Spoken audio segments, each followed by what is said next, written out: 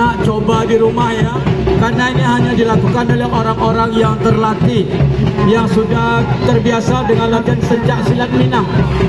Iya, itu memang senjata asli, tapi mereka hati-hati, mereka memang terlatih, bukan hanya senjata mainan, tapi memang berlatih asli.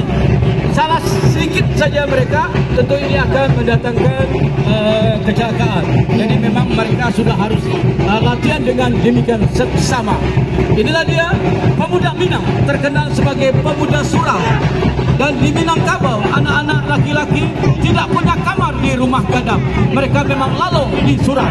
Di surau mereka mengaji dan di surau mereka belajar silat. Makanya anak-anak Minang terbiasa merantau. Ya.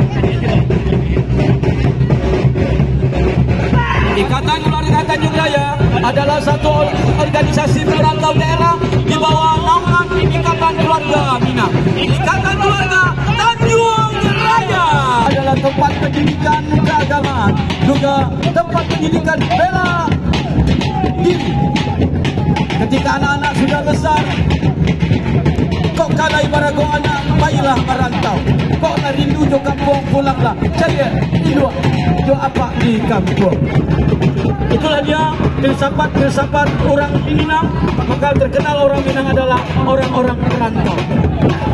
Di belakangnya juga diiringi silek tamu dari PKDP.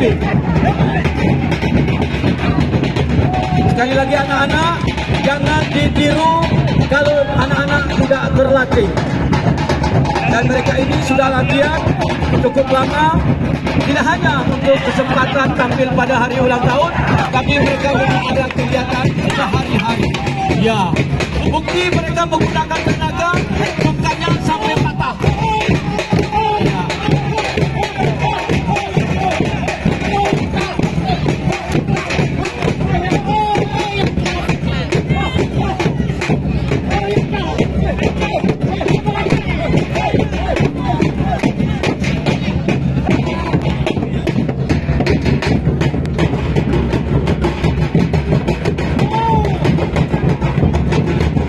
Ya, ini salah satu silek dalam sarung.